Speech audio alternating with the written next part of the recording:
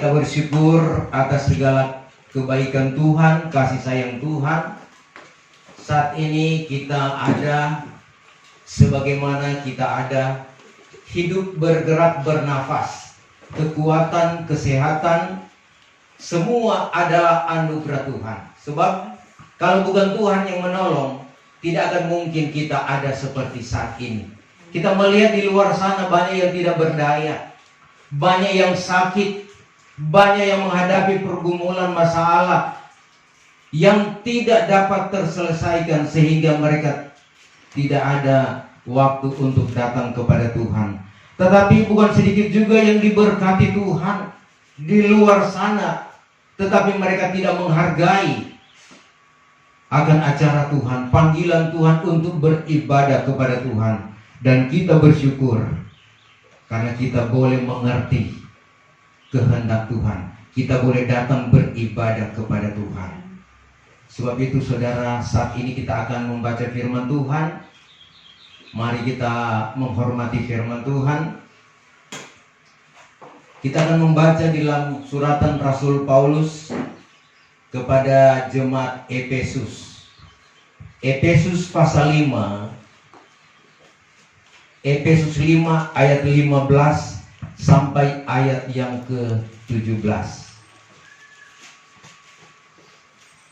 Saya akan bacakan dalam terjemahan lama, nanti sebentar juga boleh baca dalam terjemahan baru. Efesus 5 ayat 15. Sebab itu ingat baik-baik bagaimana kamu melakukan dirimu, bukannya seperti orang yang tiada berakal, melainkan seperti orang yang berakal. 16. Dengan tiada membuangkan waktu, karena masa ini masa jahat. 17. Sebab itu janganlah kamu bodoh, melainkan hendaklah mengerti apa kehendak Tuhan. Ayat yang ke-15. Karena itu perhatikanlah dengan saksama bagaimana kamu hidup. Janganlah seperti orang bebal, tetapi seperti orang arif.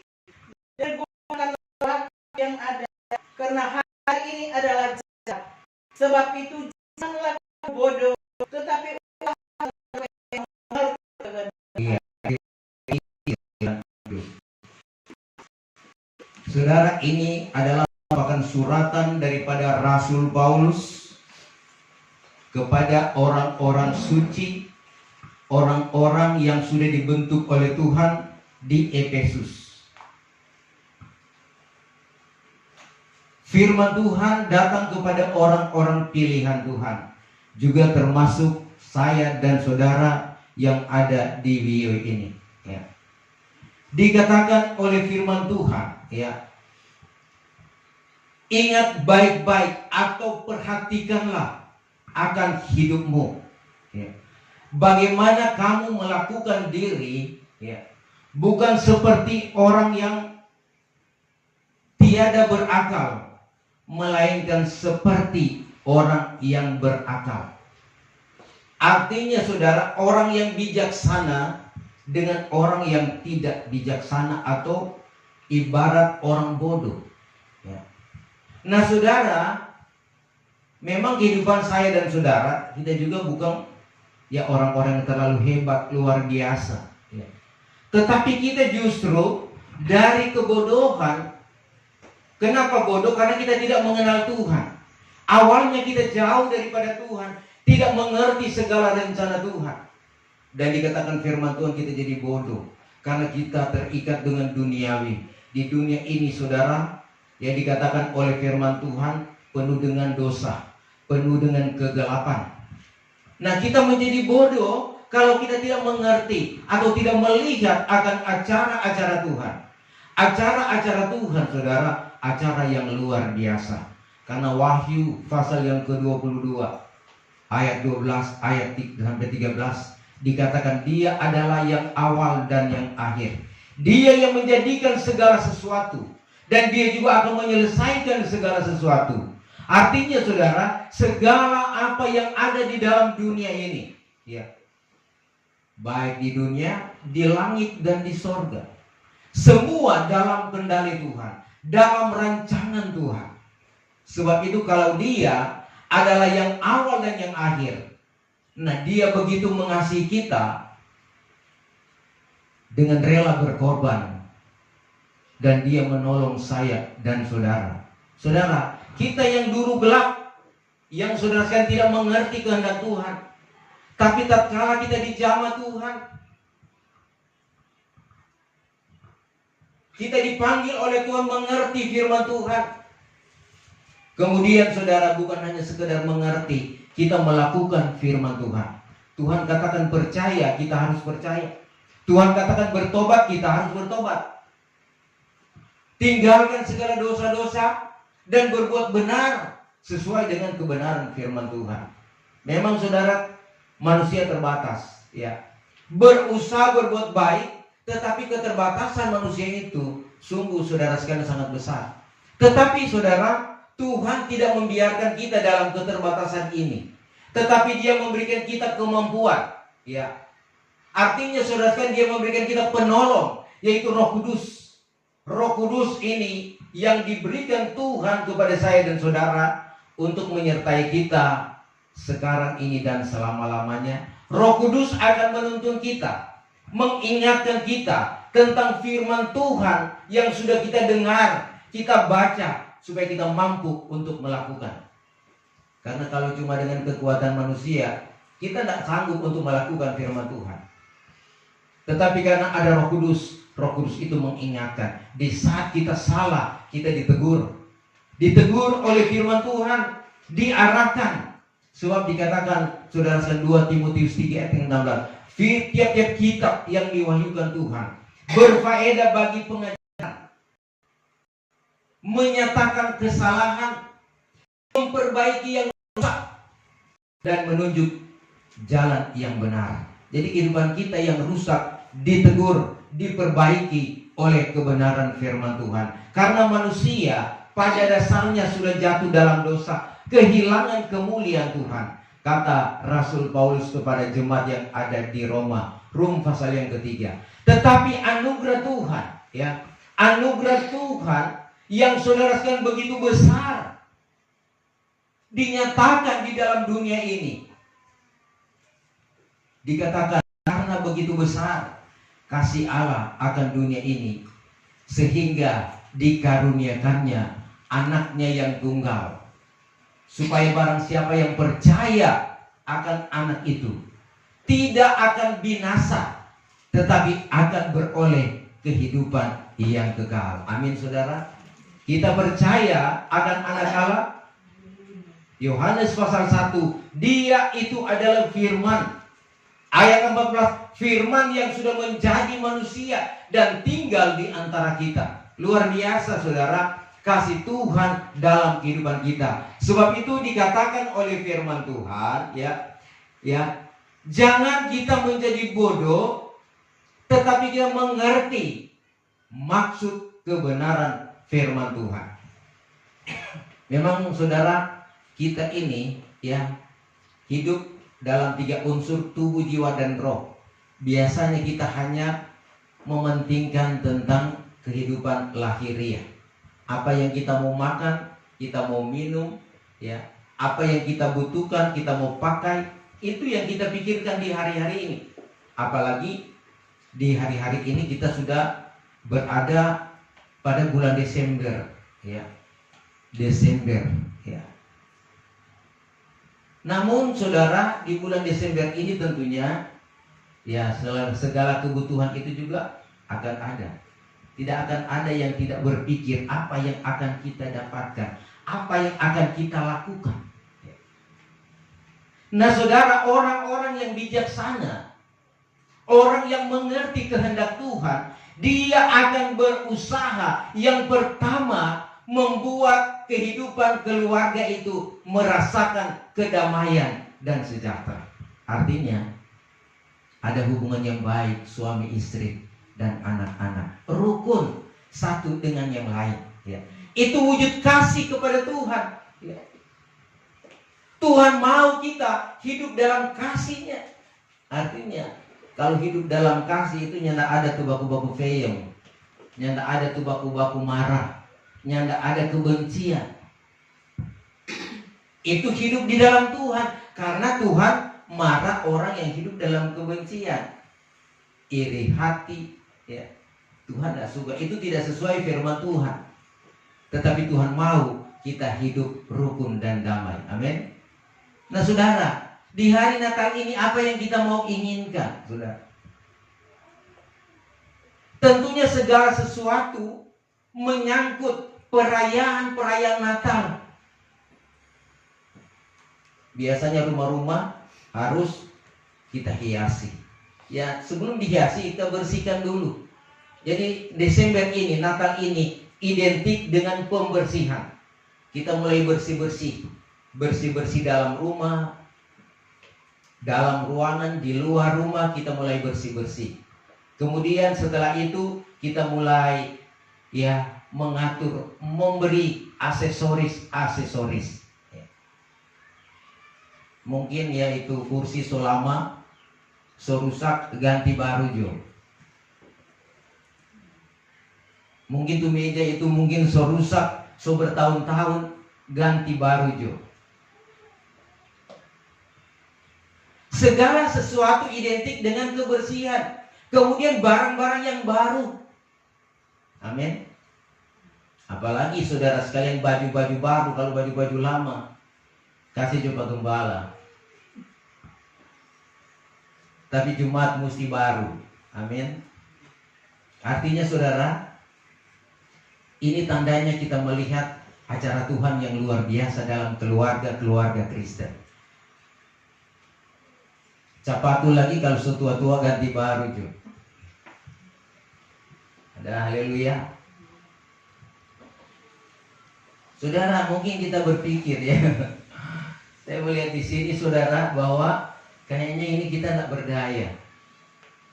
Karena saudara apa? Ya, apa yang sudah diungkapkan tadi ya, masalah kebersihan, masalah aksesoris, mulai membersihkan itu. Kadangkala saudara kita berpikir dengan penghasilan kita berapa. Mungkin kita berpikir tidak cukup. Nah dalam hal inilah orang yang bijaksana dia pakai hikmat. Orang saudara sekalian mendekati hari-hari raya Tuhan, ya, dia akan berusaha, ya, dia akan berusaha bekerja, mencari supaya mendapatkan yang dia butuhkan. Firman Tuhan katakan, carilah maka kamu akan mendapatkan. Ketuklah pintu, maka pintu akan dibukakan. Amin. Kadang-kala kita saudara, ya sepanjang hari dari bulan Januari sampai semua Desember hanya biasa-biasa saja. Saudara, orang-orang pilihan Tuhan, saya dan saudara sudah ditebus dengan darah yang mahal. Bahkan kita dimahkotai dengan anugerah-anugerah Roh Kudus. Karunia itu mahal saudara. Sebagai pakaian-pakaian pengantin, baju baru untuk kita menikah dengan Tuhan. Firman Allah yang baru sebagai senjata peperangan kita, aksesoris dalam kehidupan kita. Seharusnya kita menjadi orang yang luar biasa. Saudara, mari kita pikir. Anugerah itu tidak dapat dibeli dengan uang. Ya. Dalam Kisah Rasul, tatkala Petrus ya berbuat mujizat dan di sana juga ada orang ya yang akan menawarkan uang. Kalau boleh, saya membeli juga anugerah itu supaya aku dapat mengusir setan, berkhotbah dan melakukan kehendak Tuhan. Petrus katakan, binasalah engkau dan uangmu. Karena engkau mengira anugerah itu dapat dibeli dengan uang. Lebih mahal saudara apa yang Tuhan sudah berikan bagi saya dan saudara. Sebab itu kalau di hari-hari ini kita memang mengalami keterpurukan, itu saudara sekalian hanya datang daripada kehidupan kita. Hati kita perlu dibaharui. Jangan cuma mau bersihkan rumah, aksesoris, tetapi kehidupan kita tidak bisa bersih. Hati dulu dibersihkan. Bagaimana mau saya bersih itu hati? dengan firman Tuhan, banyak baca Alkitab, dengar firman Tuhan, dengar khotbah, dan kita berubah. Rum 12, berubahlah dengan pembaharuan budimu, supaya kamu dapat mengerti apa kehendak Tuhan, yang baik dan yang berkenan dan yang sempurna. Tinggalkan pengaruh-pengaruh duniawi, saudara. Saudara, kalau kita berpikir kita ini sudah dipanggil oleh Tuhan, dan kita melihat berkat justru orang luar yang lebih banyak dari kita, apakah kita mau salahkan Tuhan? Kita melihat di luar sana orang-orang diberkati berlipat-lipat, kan? Nah, kita ini saudara sekalian, kadang-kala saudara, memang banyak kali apa yang kita butuhkan itu kita tidak miliki, kita tidak dapatkan. Saudara, Tuhan katakan, aku ini Allah Jehovah Jireh, sanggup mengadakan dari yang tidak ada menjadi ada. Tetapi adakah iman kita seperti itu? Adakah kita percaya kepada Tuhan, Tuhan yang sanggup mengadakan? Memang di akhir zaman ini, ya, di akhir zaman ini, memang gereja Tuhan sedang mengalami krisis. Krisis ekonomi, krisis moral, kehancuran moral. Dan inilah yang kita hadapi di hari-hari ini. Sehingga manusia dengan berbagai-bagai cara dia melakukan segala sesuatu hanya untuk mendapatkan uang. Banyak hamba-hamba Tuhan saya lihat di medsos, ya, bikin postingan yang saudara memang tidak sesuai dengan kehidupan seorang hamba Tuhan, ya. Sedangkan cuci piring pun dia mulai shooting, ya, dia senyum-senyum, ya. Cuci baju, dia mulai bikin hal-hal, bikin konten, ya. Di situ dia punya maksud supaya dia dapat mendapatkan uang dari konten itu. Tetapi sebagai hamba Tuhan, saudara, salah itu, ya. Marilah kita cari Tuhan, kita cari sumber berkat itu. Karena Tuhan yang akan memberkati kita. Kehidupan saja Tuhan beri, apalagi cuma soal kebutuhan. Banyak hamba-hamba Tuhan semakin mengejar jabatan, mengejar kekuasaan, ya, supaya bisa mendapatkan materi. Saudara, itu memang tidak salah. Tetapi jangan lupakan soal kebenaran. Banyak hamba-hamba Tuhan, anak-anak Tuhan yang bertopengkan kebenaran, firman Tuhan, tetapi dia punya rencana yang jahat. Itu Tuhan tahu. Sebab itu dikatakan oleh Rasul Paulus suratannya kepada jemaat Ibrani, ada yang memberitakan firman Tuhan dengan pura-pura, dengan sungguh-sungguh, bahkan dengan segenap hati dan setengah hati. Semua akan terjadi.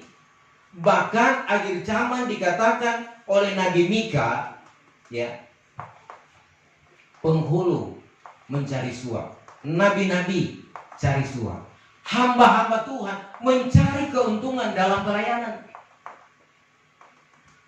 Seakan-akan Tuhan itu tidak mampu untuk memberkati, untuk menolong, ya. Sebab itu saudara sekalian dikatakan oleh firman Tuhan, jangan kamu menjadi bodoh, melainkan mengerti apa kehendak Tuhan. Kehendak Tuhan apa, saudara? Ya. Kasihilah Tuhan Allahmu dengan segenap hati, segenap akal budimu. Itu hukum yang pertama, harus mengasihi Tuhan. Kalau kita mengasihi Tuhan, berarti kita melakukan firman Tuhan. Berarti kita takut berbuat dosa, jangan berbuat salah. Itu hukum yang pertama. Hukum yang kedua, kasihilah sesamamu manusia seperti dirimu sendiri. Ini dua hukum yang Tuhan minta bagi saya dan saudara. Apakah kita sudah mengasihi Tuhan dengan segenap hati? Karena saudara mengasihi Tuhan jangan cuma di bibir, ya. Dengan saudara dikatakan Matius pasal 15, ya, kaum ini menghormati aku dengan bibir, tetapi hati jauh daripada Tuhan. Itu tidak berkenan kepada Tuhan. Nabi Yesaya juga sudah menyampaikan, ya, mereka memuliakan Tuhan dengan mulut, bibir, lidah, tetapi hati jauh daripada Tuhan. Nah, saudara, jangan sampai hal ini terjadi dalam kehidupan kita. Sehingga apa yang kita butuhkan, kita inginkan, itu kita tidak dapatkan. Apa sebab? Kita tidak memuliakan Tuhan dengan segenap hati. Sehingga berkat yang Tuhan sudah siapkan bagi kita di Natal ini, ya, itu belum Tuhan berikan. Apa sebab? Kita belum mengasihi Tuhan. Kita belum meminta sungguh-sungguh kepada Tuhan. Mau diberkati di hari Natal ini sidang Jumat? Haleluya, ya. Tentu saudara sekalian, berkat itu kita butuhkan, dan Tuhan sangat tahu apa yang menjadi kebutuhan kita. Namun Tuhan lihat hati kita dulu, bersih dulu, suci dulu, kudus dulu. Sebab saudara sekalian, kalau hati kita bersih, diisi dengan kebenaran firman Tuhan, kita akan berjalan dengan kekudusan. Kita akan mengasihi Tuhan lebih dari segala perkara. Kita lihat lagi saudara, ya, dalam 2 Timotius pasal yang ketiga, hal-hal yang akan terjadi di akhir zaman ini, ya. 2 Timotius 3 ayat 1 mulai. Pertama, ketahuilah bahwa pada hari-hari terakhir akan datang masa yang sukar. Manusia akan mencintai dirinya sendiri dan menjadi hamba uang. Mereka akan membual dan menyombongkan diri. Mereka akan menjadi pemfitnah. Mereka akan berontak terhadap orang tua dan tidak tahu berterima kasih. Tidak memperdulikan agama, tidak tahu mengasihi, tidak mau berdamai, suka menjelekkan orang, tidak dapat mengekang diri, garang, tidak suka yang baik, suka berkhianat, tidak berpikir panjang, berlagak tahu, lebih menuruti hawa nafsu daripada menuruti Allah. Secara lahiriah mereka menjalankan ibadah mereka, tetapi pada hakikatnya mereka memungkiri kekuatannya. Jauhilah mereka itu. Iya, saudara, ini hal-hal yang akan terjadi di akhir zaman ini.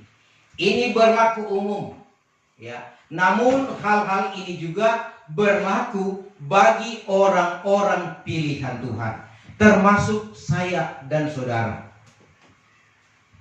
Pada hari-hari yang terakhir, atau dikatakan dalam terjemahan lama, pada akhir zaman akan datang kelak suatu masa yang sukar. Kita mengalami kesukaran karena ini memang akhir zaman. Kesukaran apa yang terjadi? Orang akan mengasihi dirinya sendiri dan tamak akan uang. Membesarkan dirinya, congkak, mengumpat orang, durhaka kepada ibu bapaknya, dan tiada syukur, hidup dalam kefasikan. Ini hal yang akan terjadi. Dan kita saudara sekalian baca baik-baik, ulang-ulang, supaya hal ini jangan ada dalam kehidupan kita, dalam rumah tangga kita. Tiada berpengasihan, tidak mau berdamai satu dengan yang lain, suka membenarkan diri, ya. Apalagi saudara, memfitnah orang, tiada memerintahkan dirinya, garang, tiada gemar akan baik, pembelot, angkara, sombong, melebihkan kesukaan daripada mengasihi Allah. Ini yang kita garis bawahi. Melebihkan kesukaan pribadi daripada mengasihi Tuhan. Ya. Saudara, memang kalau kita hanya baca sepintas lalu, apa sih maksudnya? Mengutamakan kepentingan pribadi daripada mengasihi Tuhan. Ini saudara, masalah bagaimana kita melakukan kehendak Tuhan. Bagaimana kita bekerja melayani pekerjaan Tuhan. Apa yang sudah kita kerjakan di dalam kita melayani pekerjaan Tuhan. Ini dosa-dosa akhir zaman. Ya. Sebab itu, apa yang sudah kita wacanakan, apa yang sudah kita rencanakan sidang Jumat, mari kita berusaha untuk melakukan itu. Mari kita berusaha, kita mengumpulkan berkat-berkat untuk kita dapat memiliki satu tempat ibadah. Saudara, tahun ini ya, kita berusaha ya, agar supaya kita segera memiliki satu tempat beribadah kepada Tuhan. Ya. Kita berusaha. Adakah kita masih memiliki iman seperti itu? Saudara, ini di atas mimbar saya berjanji tahun depan saya akan jual tampak untuk beli tampak di sini. Saya berjanji kepada Tuhan. Tuhan tidak buta. Tuhan melihat. Kalau kita bermasa bodoh. Ini keluarga belum tahu. Saya akan jual tampak di Wawali sana untuk bikin gereja di sini. Saudara, saya terlalu percaya kepada Tuhan.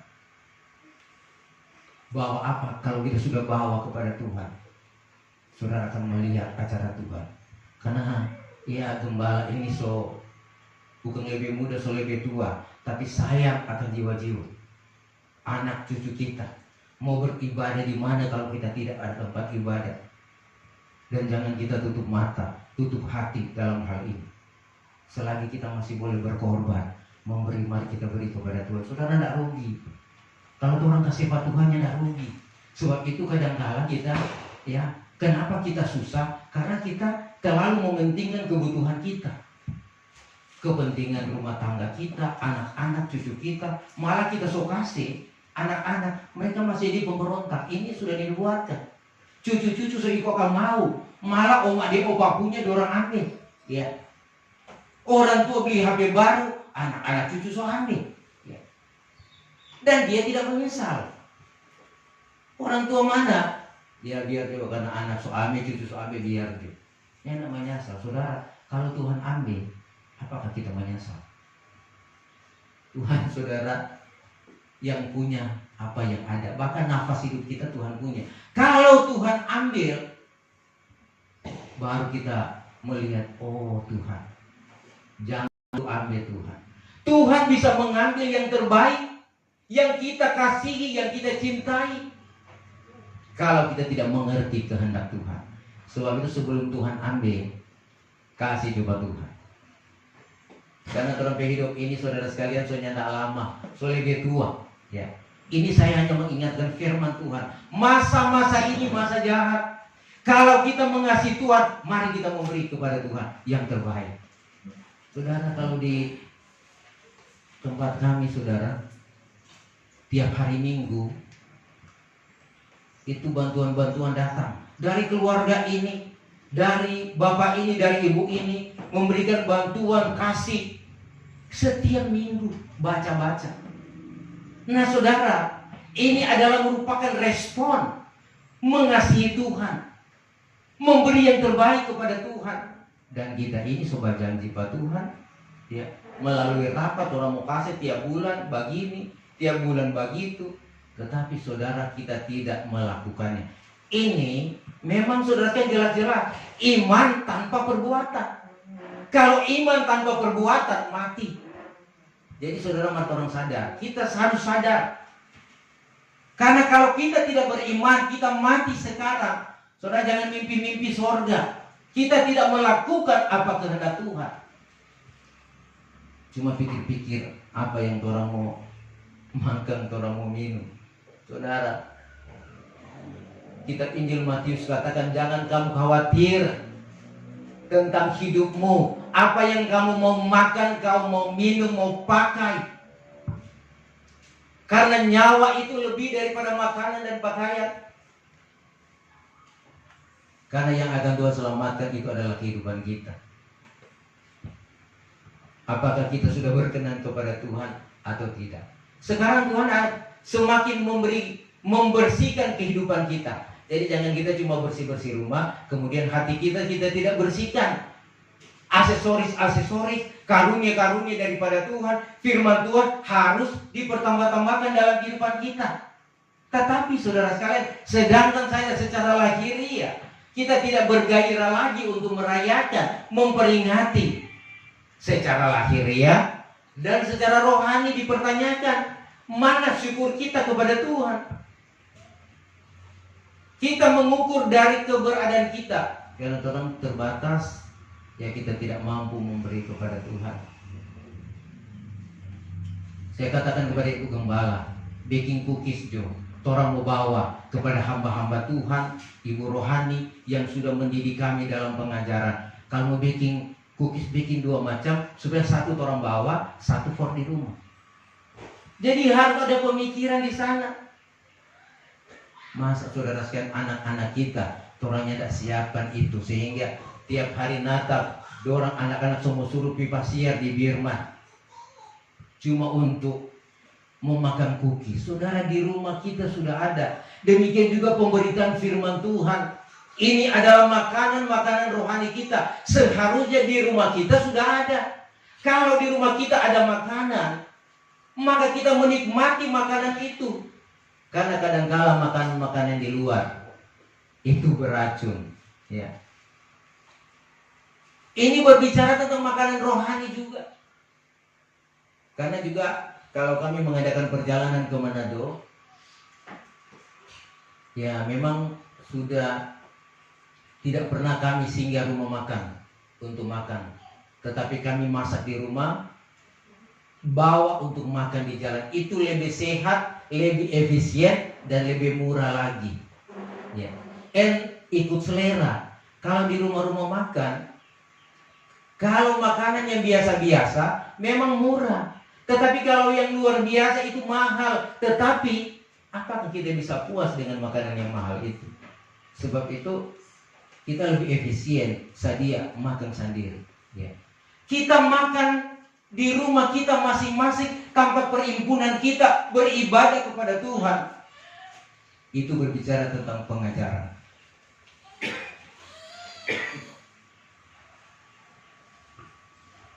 Sebab itu dikatakan oleh firman Tuhan, ya, bangunlah hai kamu yang tidur.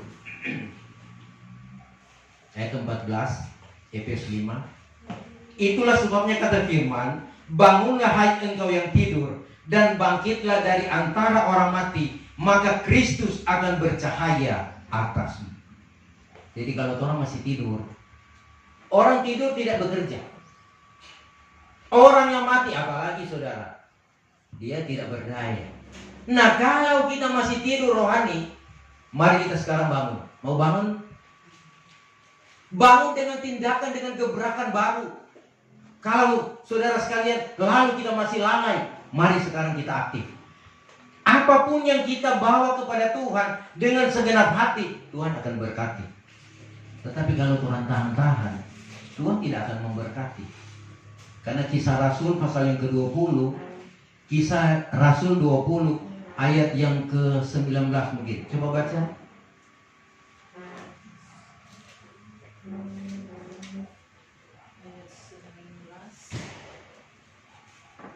Dengan segala rendah hati aku melayani. Ayat yang ke-35.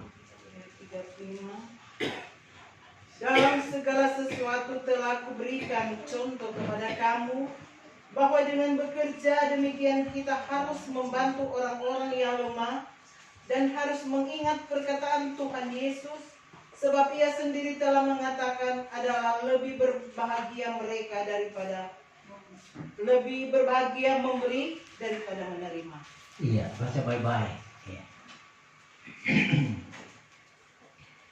Ayat-ayat yang terakhir dikatakan bahwa terlebih berkat memberi daripada menerima. Amin, saudara. Mari kita, saudara saya, jangan cuma meminta kepada Tuhan. Jangan kita cuma meminta kepada manusia. Manusia terbatas. Tetapi mari kita memberi kepada Tuhan, memberi kepada manusia. Jadi saudara kasih dalam Tuhan, firman Tuhan ini mari kita terjemahkan sesuai iman kita. Karena di hari-hari ini kita sedang dibentuk oleh Tuhan. Apakah kita akan menjadi pengantin atau tidak? Mau jadi sempurna atau tidak? Saudara, menjadi pengantin itu luar biasa, memang berat. Harus menyediakan berkorban. Contoh juga kalau orang semua kawin, ya. Maka saudara sekalian, beberapa bulan sebelum hari itu, saya mulai berpikir apa yang dia butuhkan, dana berapa, kemudian juga aksesoris, ya. Dia pe baju pengantin, dia pe kebutuhan untuk makan minum itu besar. Dia sudah mulai pikirkan. Demikian kita juga akan menikah dengan Tuhan sebagai pengantin-pengantin surga. Kita harus sudah memikirkan apakah kita sudah mendapatkan atau sudah melakukan kehendak Tuhan, sudah punya baju pengantin, karunia-karunia Roh Kudus, sudah penuh firman, sudah jadi sempurna atau belum? Ini yang harus kita pikirkan di hari-hari ini. Jangan sampai saudara, tatkala sangkakala Allah berbunyi, nama kita tidak ada. Sebab puji-pujian sangkakala Allah berbunyi, nama kita ada di sana. Sebab itu di hari-hari ini kita akan melihat kasih orang semakin tawar, tetapi kasih kita jangan jadi tawar, ya. Karena kalau kasih menjadi tawar, dengan apakah akan dimasinkan? Ya, garam sudah menjadi tawar, artinya hidup sudah tidak jadi berkat, tetapi hidup membawa bencana, hidup memberikan apa, saudara, kegelisahan, itu tidak jadi berkat. Tetapi mari kita hidup membawa damai. Karena orang yang membawa damai itu adalah anak-anak terang. Puji Tuhan saudara, ini firman Tuhan bagi kita. Dan kita berdoa dan kita akan masuk pada perjamuan kudus.